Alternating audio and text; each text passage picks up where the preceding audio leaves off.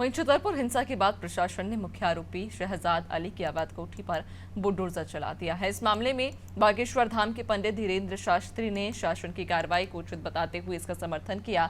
वहीं धीरेन्द्र शास्त्री के बयान पर कांग्रेस ने सियासी हमला बोलते हुए पलटवार किया है। कांग्रेस प्रवक्ता कुणाल चौधरी ने कहा कि शास्त्री जी भगवान हनुमान जी को आराध्य मानते हैं। हनुमान जी के उस भाव को समझने का काम करें।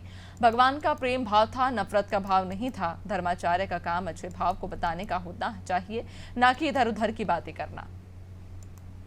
अशिक्षित होता है वो विवाद करता है, जो शिक्षित होता है वो संवाद करता है। दूसरी बात, इस देश में हमारे भारत में सबके पूर्वजों ने संविधान को स्वीकार किया, तो संविधान के साथ साथ उस संविधान के कानून की रक्षा करने की जिम्मेदारी भी हम सबकी भी है। दूसरी बात, हम ये कहना भी चाहेंगे, भारत को कृपा करके भारत रहने दीजिए। इसे बांग्लादेश बनाने की कोशिश और श्रीलंका बनाने की कोशिश मत कीजिए। ये भारत है साहब, राम का राष्ट्र है, शांति का राष्ट्र है। यहाँ शांति से वार्तालाप किया जा सकता है। लेकिन पुलिस प्रशासन को धन्यवाद, उन्होंने सहनशीलता भी दिखाई और कृत्य करने वालों के ऊपर कठोर कार्रवाई भी की। इससे एक नई लाइन खींच दी कि अगर आप गलत करोगे तो छत से जुदा घर हो ही जाएगा।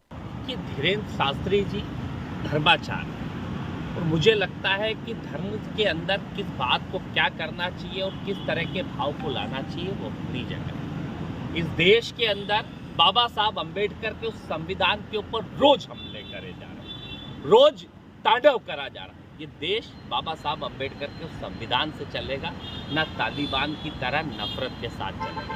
और धर्माचार्यों का काम होना चाहिए कि कैसे धर्म के उस प्रेम के भाव को बताएं। शास्त्री जी भगवान हनुमान जी के आराध्य माने जाते हैं, पर हनुमान जी के उस भाव को समझने का काम करें। कृष्ण के उस भाव को जो प्रेम का भाव था, नफरत का भाव नहीं था, राम का वो भाव जिसमें उन्होंने रावण से भी नफरत नहीं करी थी।